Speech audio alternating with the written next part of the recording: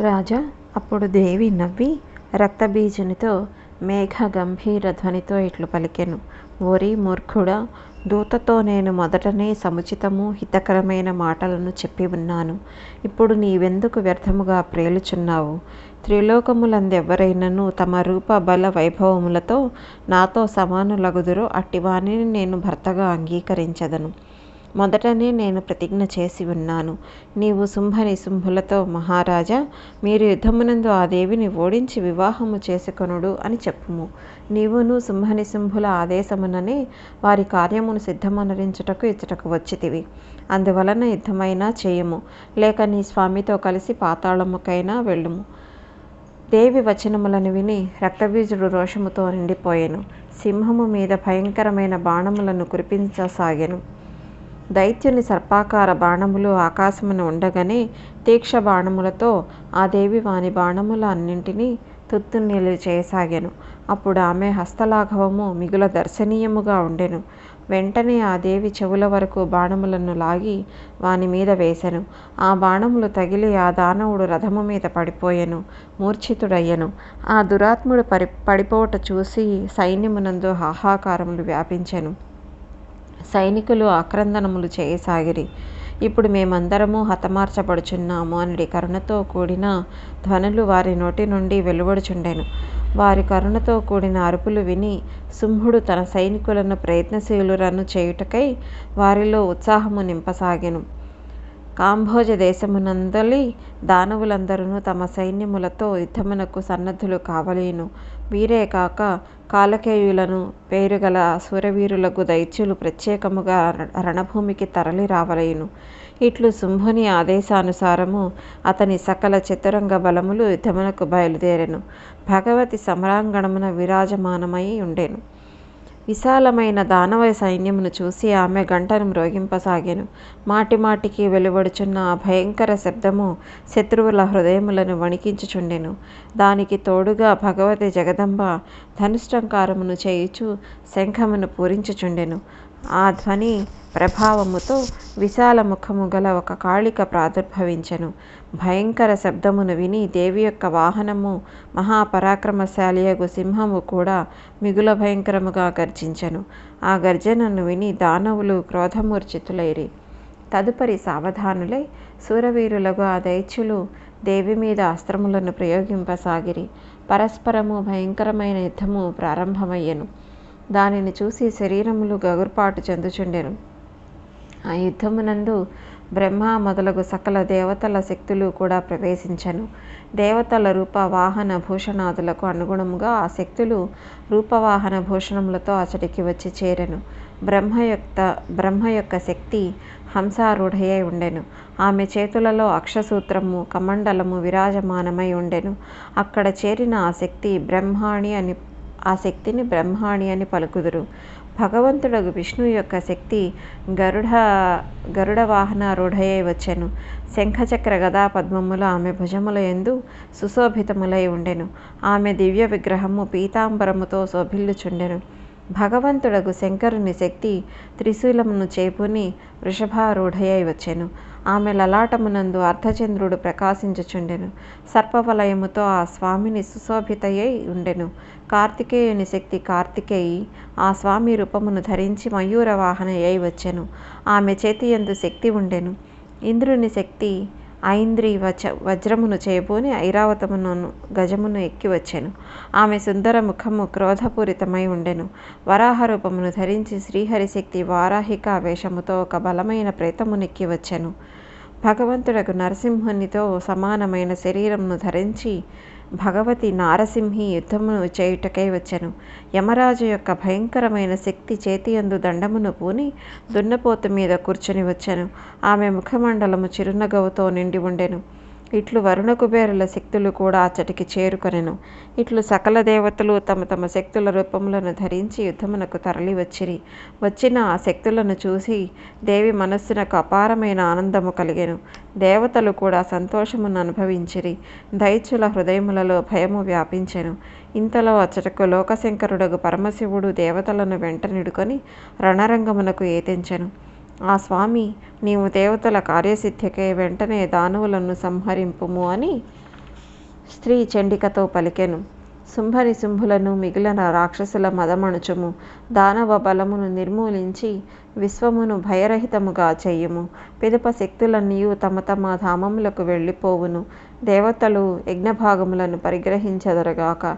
బ్రాహ్మణులు యజ్ఞములు చేయుటకు ఉపక్రమింతురు. చరాచరములగు సకల ప్రాణులను సౌఖ్యమును అనుభవించెదరు. ఉపద్రవములన్నీయు శమించును. సమయానుకూలముగా మేఘములు వర్షించును. వ్యవసాయము ఫలపుష్పములతో సంపన్నమగును. ఇట్లు విశ్వమునకు శుభచింతకుడగు భగవంతుడైన శంకరుడు తన అభిప్రాయమును వెలిబుచ్చెను. ఇంతలోనే భగవతి చండిక యొక్క శరీరము నుండి ఒక విచిత్ర శక్తి ఆవిర్భవించెను.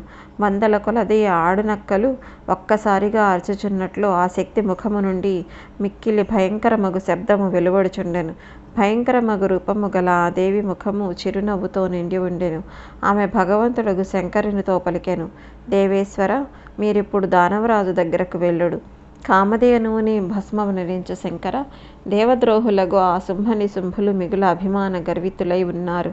మీరు దూతకార్యమునర్చు తలంపుతో అచ్చటికి వెళ్ళుడు. నా ఈ వచనములను వారికి తెలుపుడు. మీరు స్వర్గమును వెదలి వెంటనే పారిపొండు. దేవతలు స్వర్గమునందు ఆనందముతో నివసించెదరు. ఇంద్రునకు తన ఉత్తమ ఆసనము ప్రాప్తించగలదు. దేవతలు స్వర్గమునందుండి యజ్ఞభాగములు పొందుటకు అధికారులగుదురు.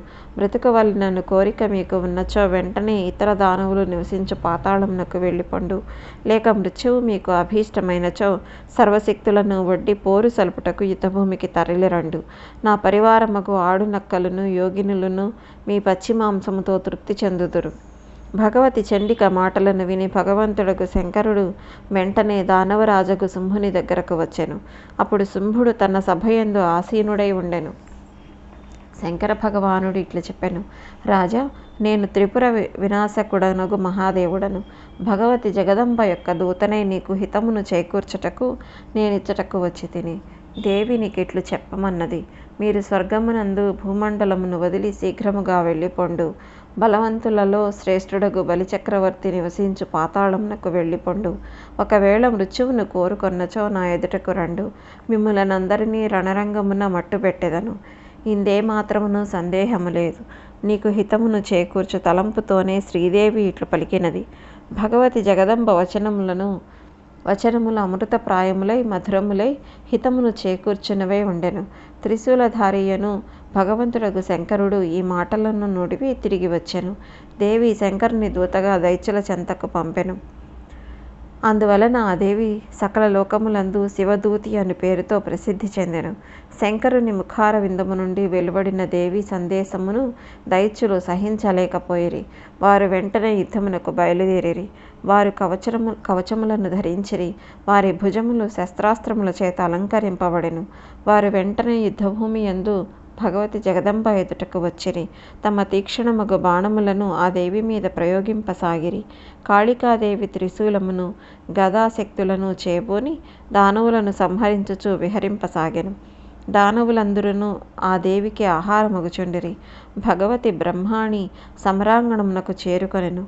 మహాప్రతాపవంతులగు దానవుల మీద కమండలమునందలి జలమును చల్లుచు వారిని విగతజీవులను చేయుచుండెను.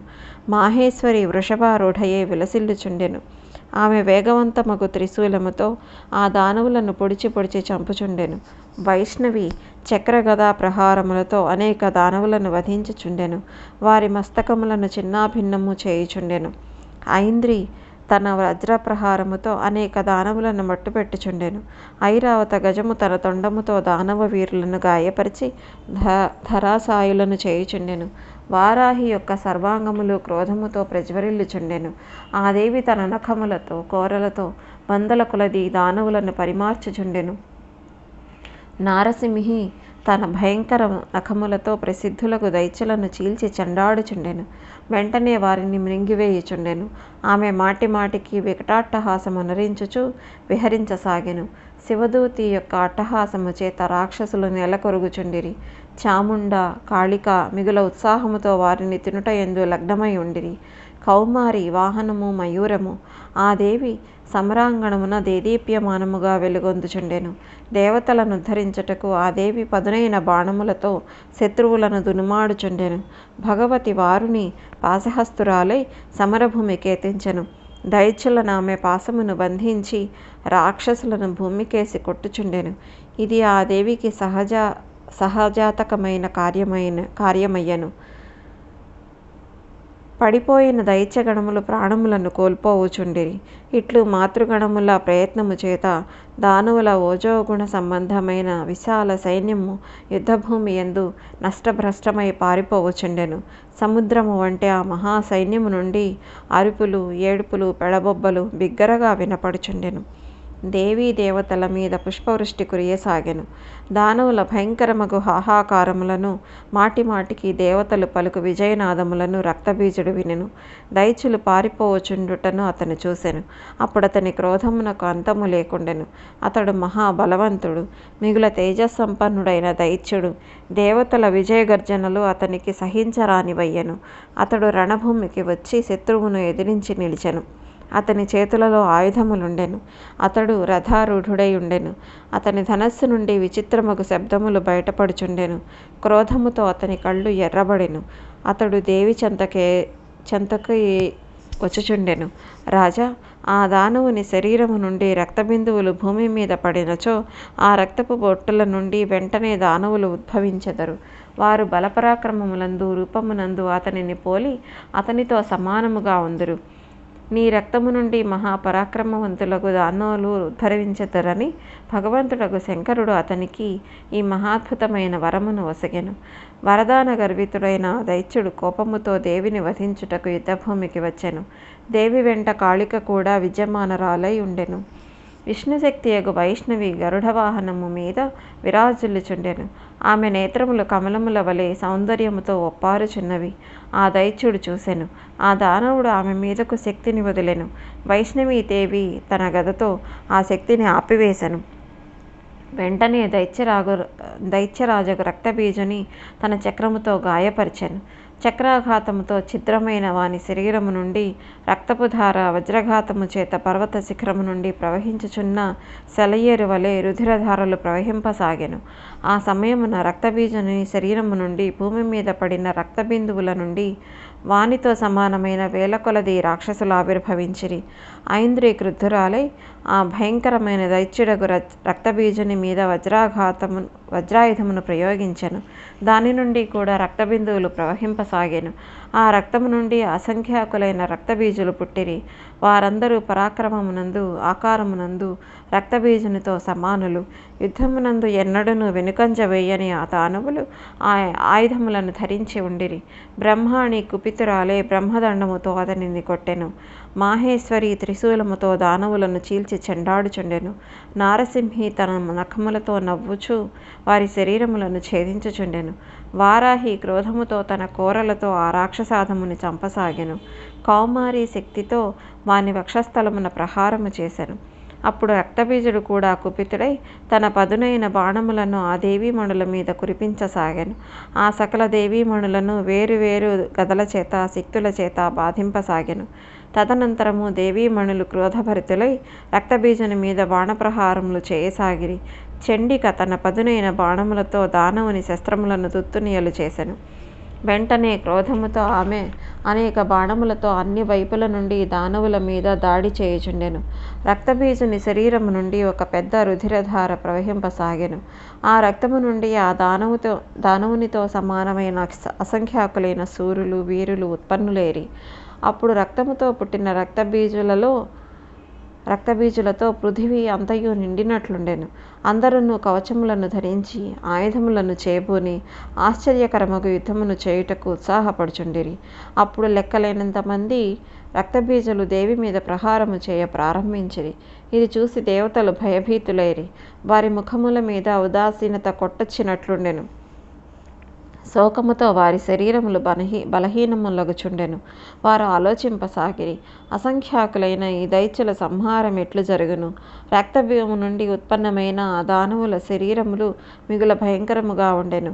వారు మిగుల వీరులు శూరులు.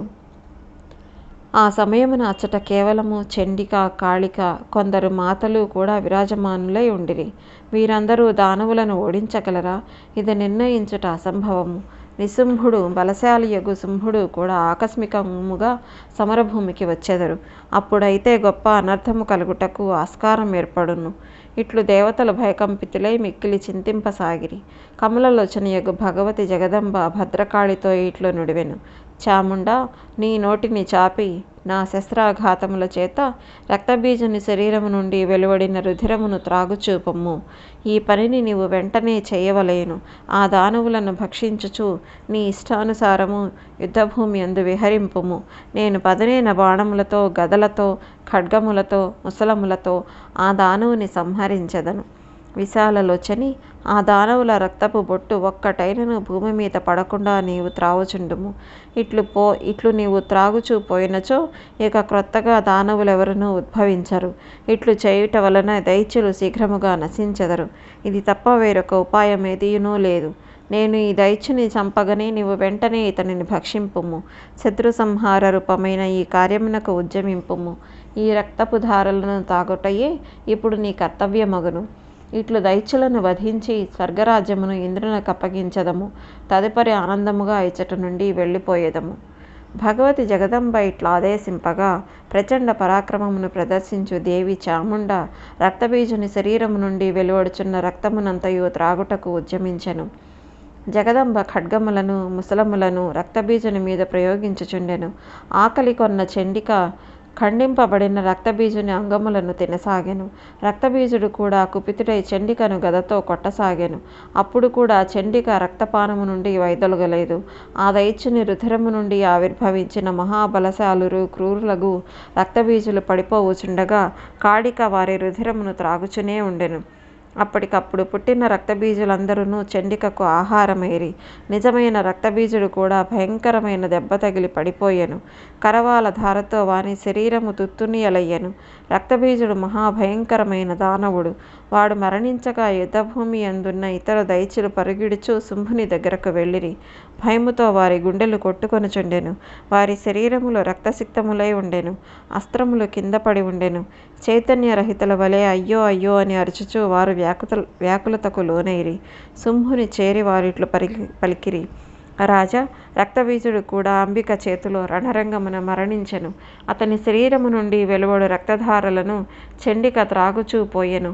మిగిలిన శూరవీరులగు దానవులను ఆ దేవి వాహనమగు సింహము చంపివేశను. చాలామంది దైత్యులు భద్రకాళికి ఆహారమైరి.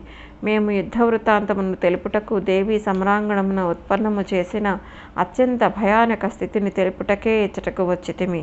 మహారాజా, ఈ దేవి దైత్యులకు, దానవులకు, గంధర్వులకు, అసురులకు, యక్షులకు, పన్నగులకు, ఉరగులకు, రాక్షసులకు అందరికీ అజేయురాలు.